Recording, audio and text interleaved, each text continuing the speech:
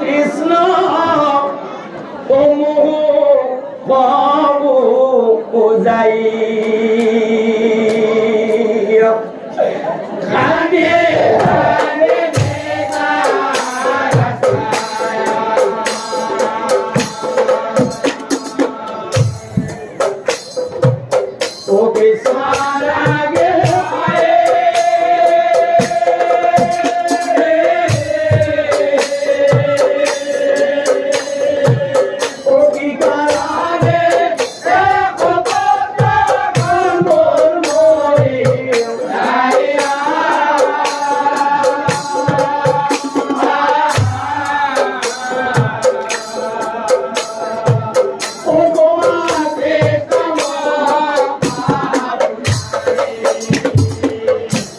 কৃষ্ণ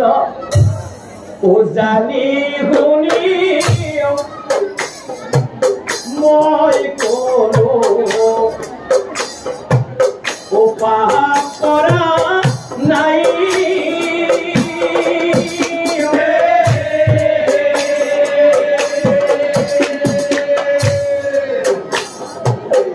জানি শুনি মই কোনো পাপ কৰা নাই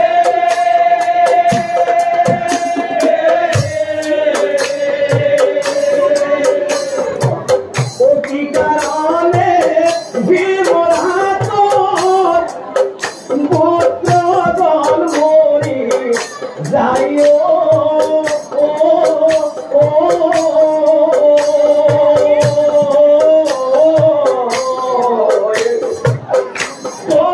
কৃষ্ণ বাবু যাই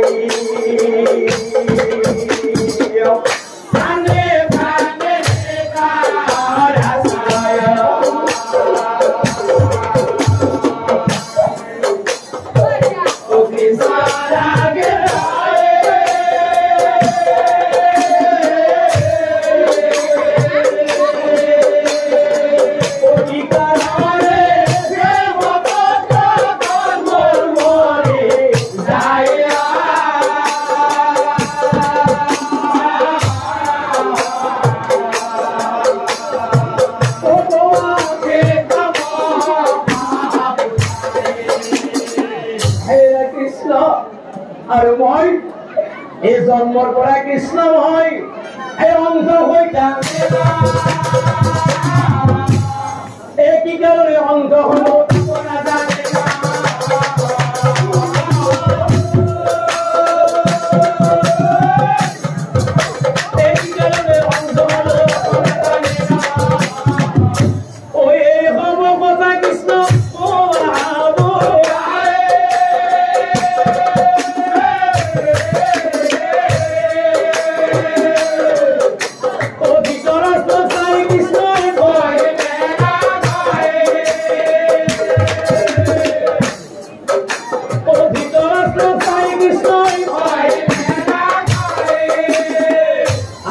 প্ৰভু শ্ৰীকৃষ্ণই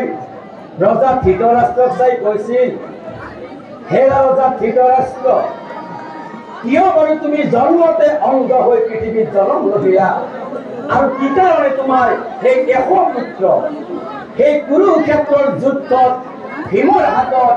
এটি এটি কৰি নিধন হৈছিল।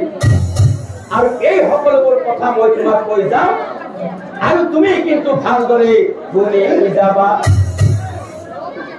ও কৃষ্ণই বলে কোনা রাজা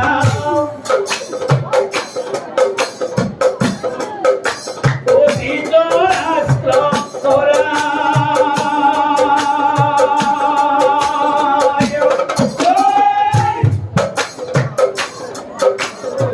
কি কারণে এক পুত্র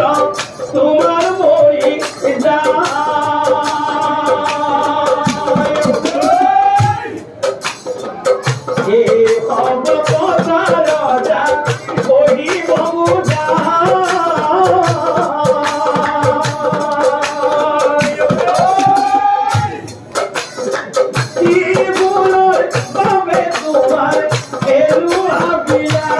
Oh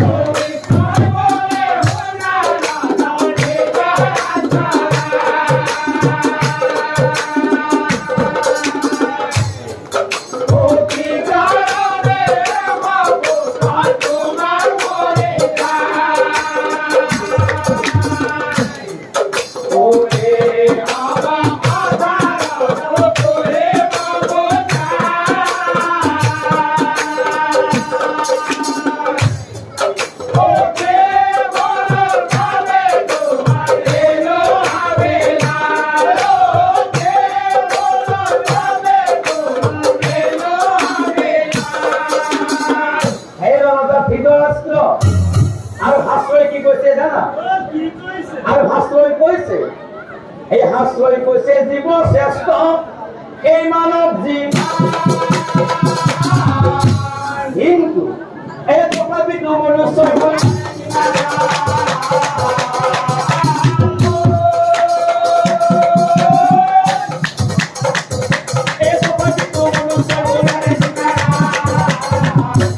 আৰু শুনা ৰজা ও ভাল কৰ্ম কৰিলে ভাল ফল কিন্তু বেয়া কৰ্ম কৰিলে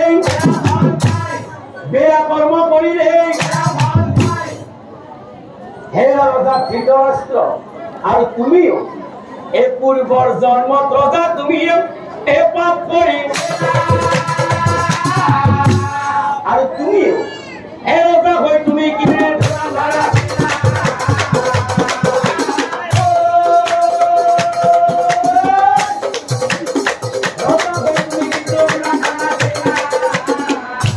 আৰু শুনা ৰজা ধৃতৰাষ্ট্ৰ আৰু তুমি বাৰু পূৰ্বৰ জন্মত কোন ৰজা আছিলা কি ভুলৰ বাবে তোমাৰ আজি এনেকুৱা বিলাই হ'ল কিয় তোমাৰ 100 পুত্ৰ এই কুৰুক্ষেত্ৰৰ যুদ্ধত ভীমৰ হাতত এটি কৰি নিৰ্ভৰ হ'ল এই সকলোবোৰ কথা মই তোমাক কৈ যাম আৰু তুমি কিন্তু ভালদৰে আজি কৰি যাবা আৰু তুমি সেই পূৰ্বৰ জন্মত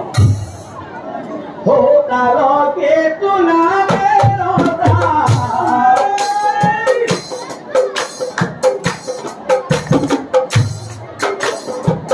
ওই আসিলা পূর্ব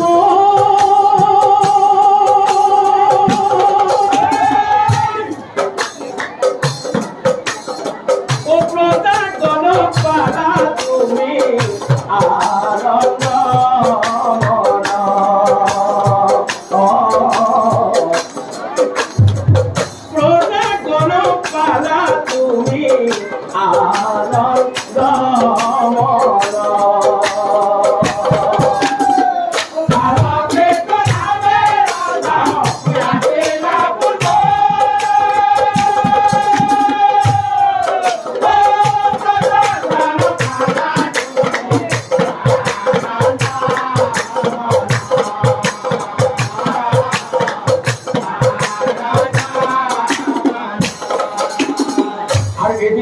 তুমি ও মৃগ শিকার করে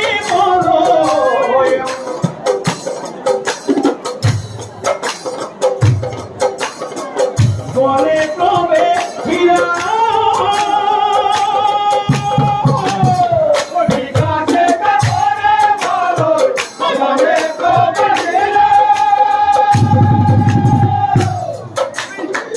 মৃগ বিচারিয়া তুমি পাইরা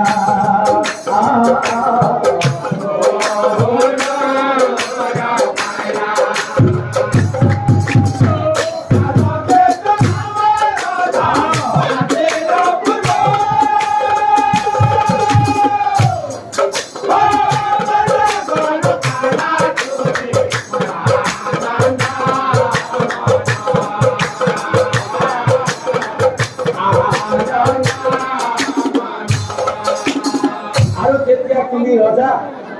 এই বনৰ মাজে মৃগ কৈতো হ'ব বিচাৰি না আৰু তেতিয়া তোমাৰ এই প্ৰিয় ভকন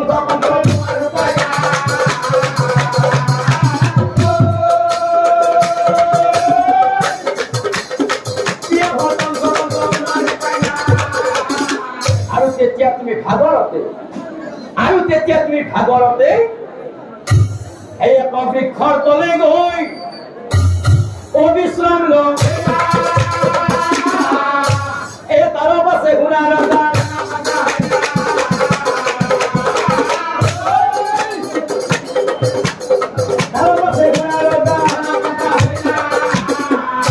আৰু তেতিয়া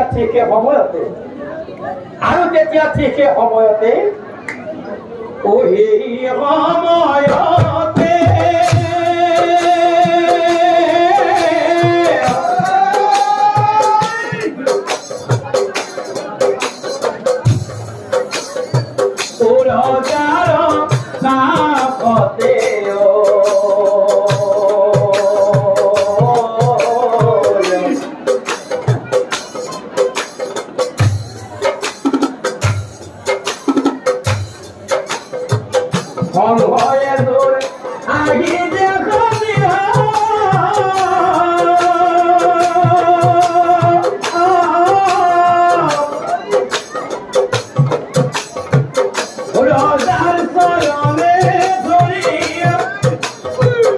নম্র ঘুরে করিও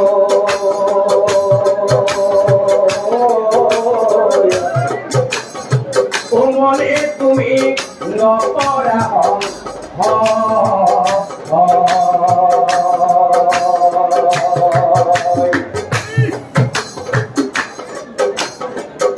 হে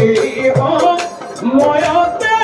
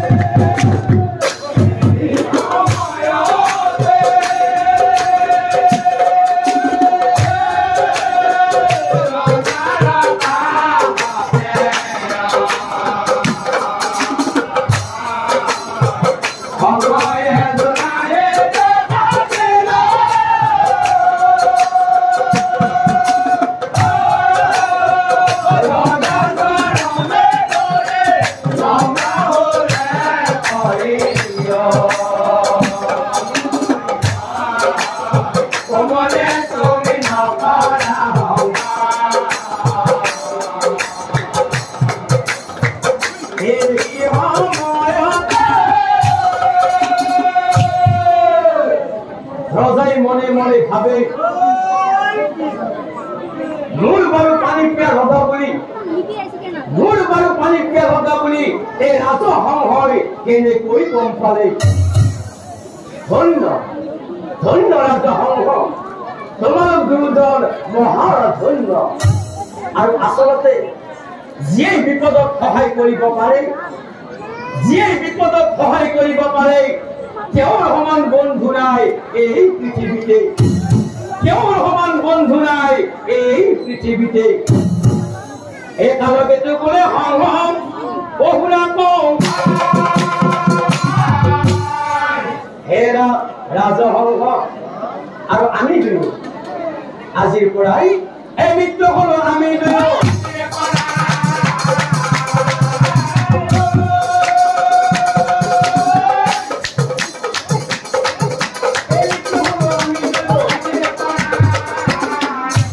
মহাৰাজ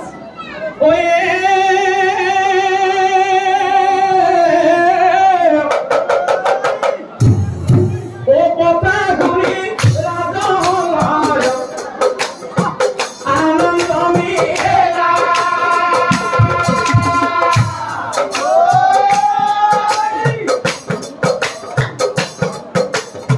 ওই আগে আগে দেখো আয়ে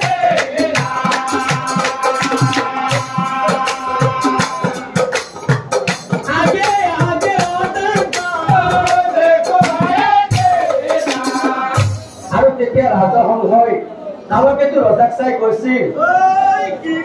হে মিত্ৰ তোমাৰ বহুত পানী পিয়া লাগিছে নহয় আহা মিত্ৰ আমি সেই সৰোবৰলৈ যাওঁ উৰি উৰি ৰাজা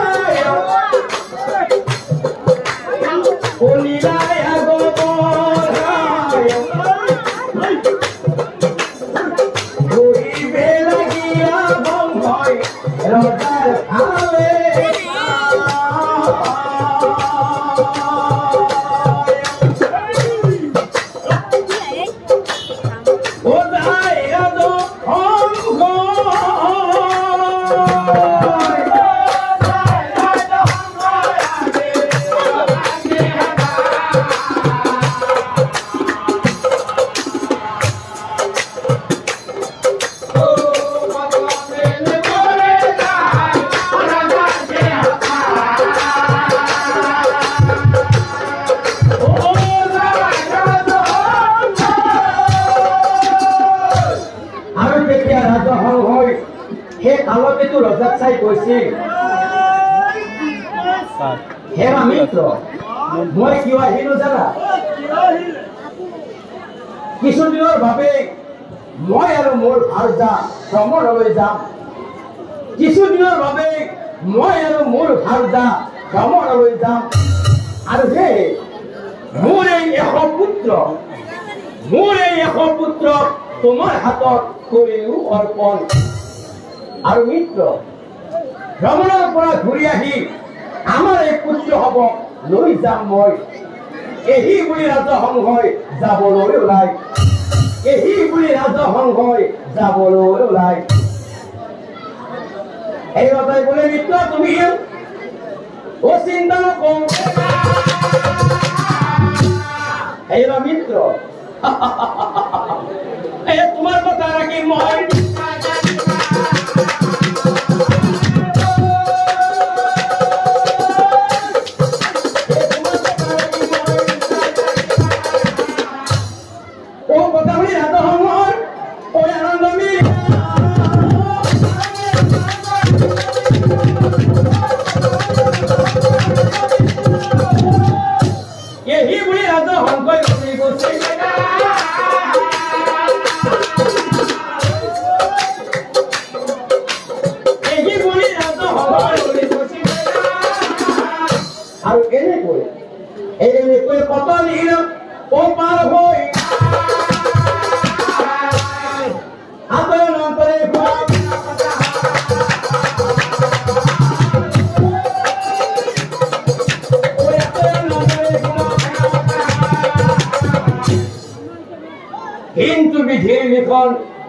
নাযায় খণ্ডন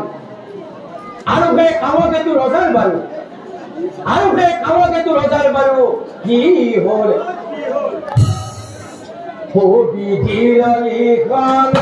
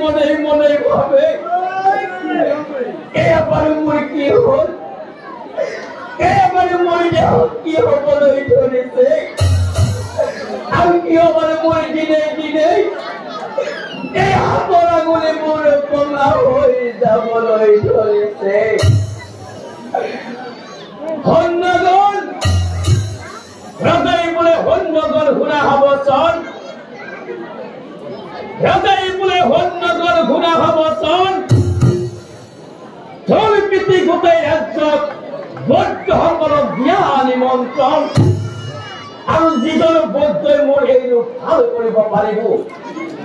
তেওঁকে মই শতসহস্ৰ স্বৰ্ণ মুদ্ৰা দান কৰিব। এই কামকে তোৰ ৰজাৰ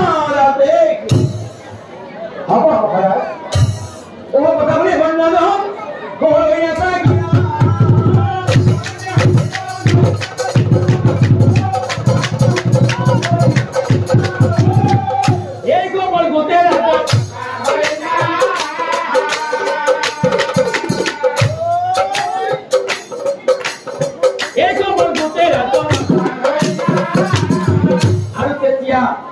আৰু তেতিয়া সৈন্যসকলে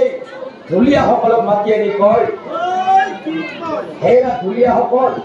যোৱা যোৱা তোমালোকে গোটেই ৰাজ্যত ঢোল পিটি বৌদ্ধসকলক জ্বলাই দিয়া।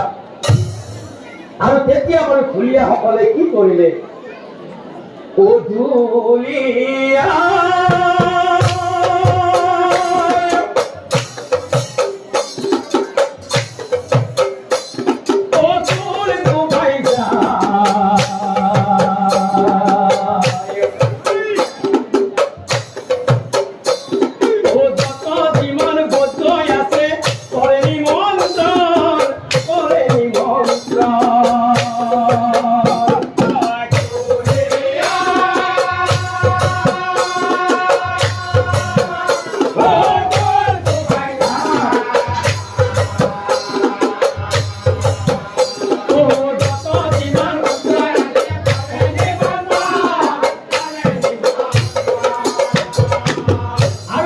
ঢুলীয়াসকলে কয়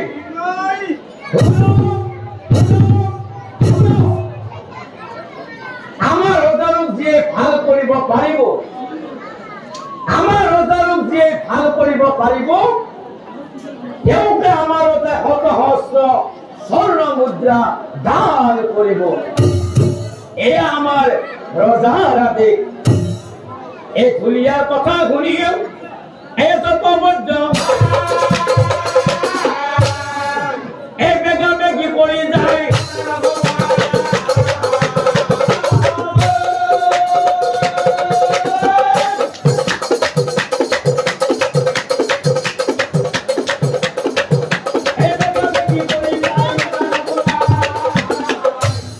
আৰু বৌদ্ধসকলে মনে মনে ভাবে আৰু ৰজাৰ বেমাৰ যদি কিবা এটা ভাল কৰিব পাৰো আৰু তেনেহ'লে আজিৰ পেকিটো মই মানুহ বনি দিয়া আৰু যিকোনো প্ৰকাৰে মই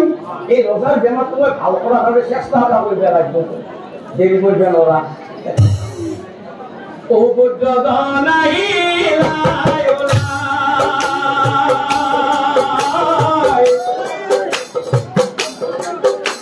এই ঔষধৰ জোলনা কান্ধে তুলি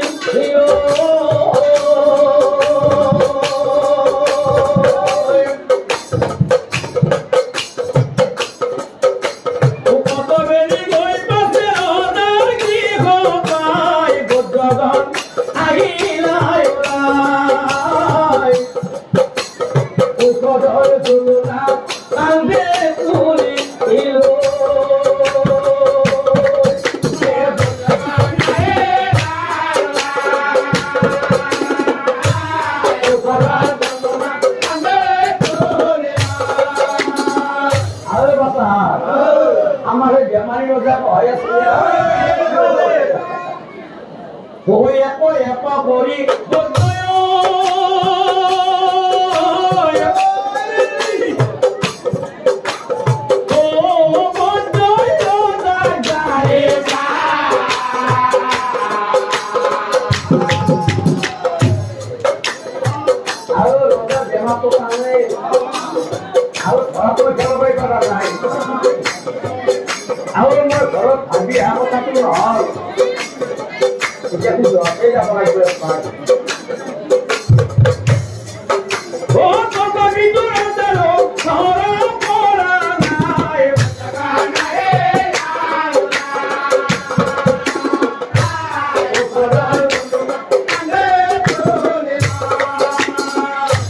হাত দাঙি কত বলতই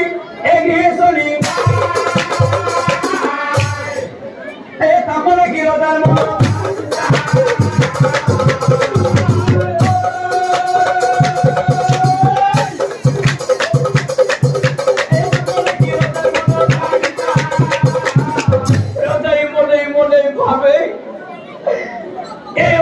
মোৰ দেহত কিয় কুষ্ঠ ৰোগ হ'ল বাৰু কিয় মোৰ দেহত কুষ্ঠ ৰোগ হ'ল হে ভগৱান তুমি মোক এই পৃথিৱীত জীয়াই ৰাখা প্ৰভু তুমি মোক এই পৃথিৱীতে জীয়াই ৰাখা ও জীয়ন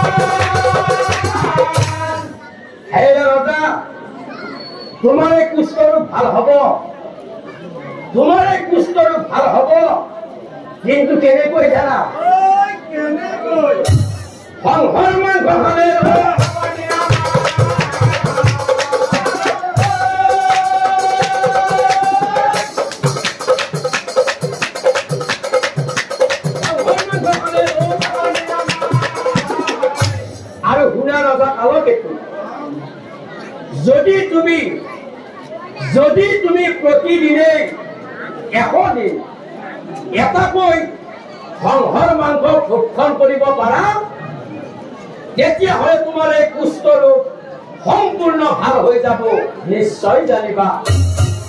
তোমাৰ এই কুষ্ঠ ৰোগ সম্পূৰ্ণ ভাল হৈ যাব নিশ্চয় জানিবা কি সম্পদৰ মুখত শুনিয়ে এটা গবছ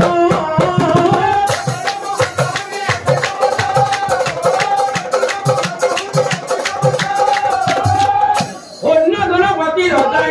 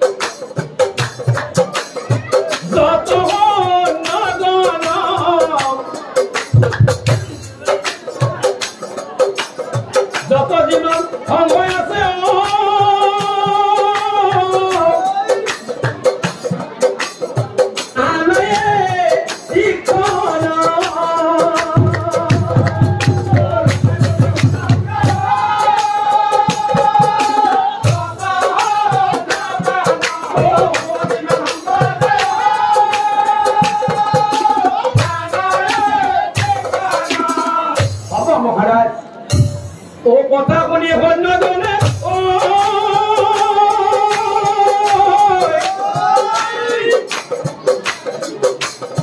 চলেতে দেখা না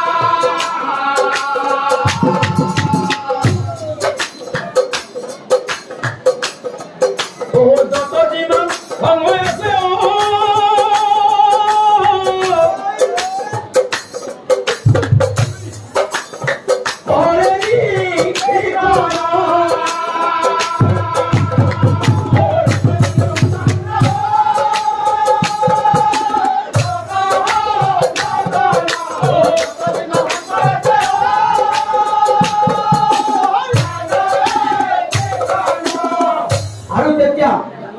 সকলে মনে মনে ভাবে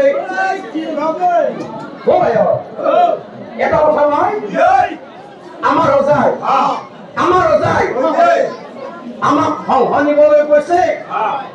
এতিয়া দেখোন আমি হয়তো সংঘ বিচাৰিয়েই পোৱা নাই এই কথা আমি ৰজাৰ আগত ক'বই লাগিব এই সংঘ নাপায় সৈন্যজন এইগুলতীয়া ৰজাৰ কি হ'ব কথা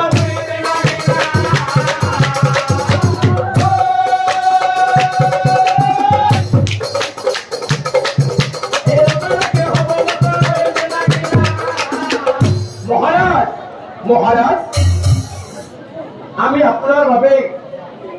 আপনাৰ বাবে কত সংঘ বিচাৰিয়েই নাপালো সেই কৰা সৈন্যজন তোমালোকে মোৰ বাবে কত সংঘ বিচাৰিয়েই নাপালা সৈন্যজন তেতিয়াহ'লে মোৰ এই কুষ্ঠৰোগ কেনেকৈ ভাল হৈ যাব সৈন্যজন তেতিয়াহ'লে মোৰ এই কুষ্ঠৰোগ কেনেকৈ ভাল হৈ যাব এই কথা শুনি গাঁৱৰ গেটটো এই মহাচিন্তা এই কি উপায় কৰে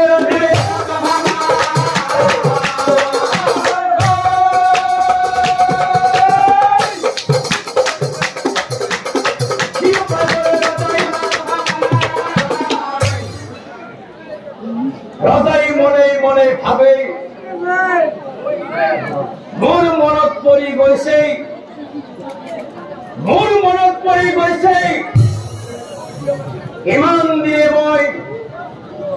ইমান দিনে মই বন্ধু সংঘৰ কথা মতেই তেওঁৰ 100 পোৱালীক আজি মই চোৱা চিতা কৰি আছো যদি মই বন্ধু সংঘৰ সেই 100 পোৱালীক প্ৰতিদিনে 100 দিন এটাকৈ মই ভক্ষণ কৰি যাওঁ তেতিয়াহ'লে দেখোন মোৰ এই কুষ্ঠৰোগ সম্পূৰ্ণ ভাল হৈ যাব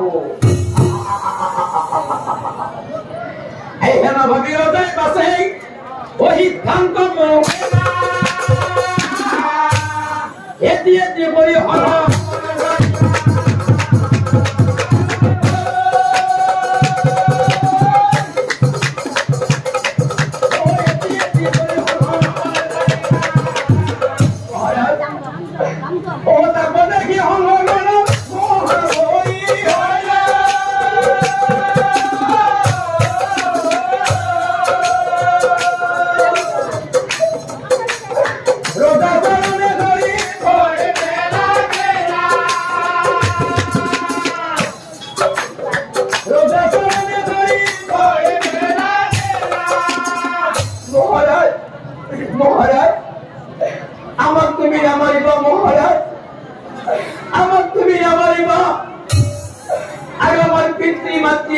তোমাৰ হাতত গতাই থৈ গৈছে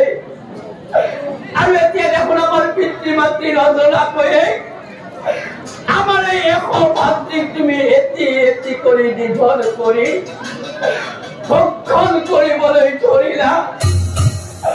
আমাক তুমি জীয়াই থাকিবলৈ দিয়া মহাৰাজ আমাক তুমি জীয়াই থাকিবলৈ দিয়া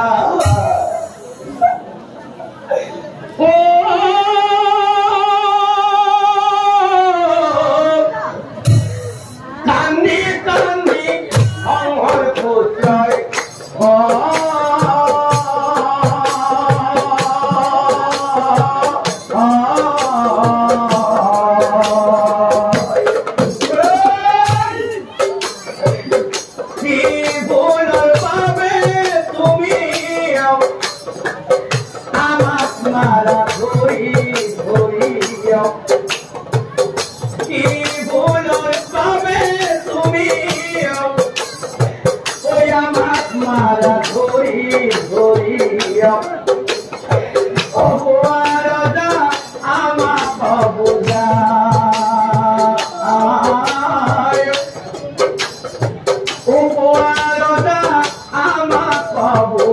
I'm